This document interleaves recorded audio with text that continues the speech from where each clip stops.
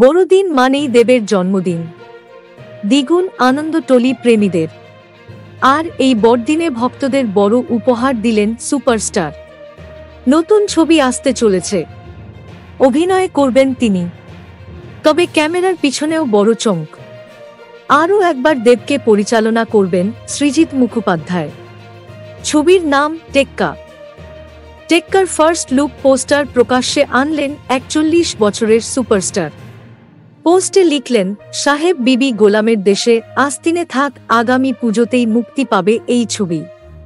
দেবের সঙ্গে দুই নায়িকা রুক্মিণী মৈত্র আর স্বস্তিকা মুখোপাধ্যায়কে দেখা যাবে এখানে।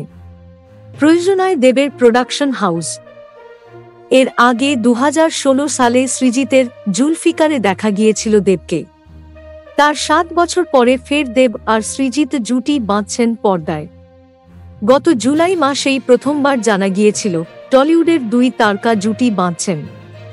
এবার জানা গেল তাদের সঙ্গে নাম লিখিয়েছেন রুক্মিণী এবং স্বস্তিকার মতো তারকারাও। এবার অপেক্ষা কবে ছবির কাজ শুরু হয়। Thank you so much for watching. Subscribe our channel and press the bell icon for more updates.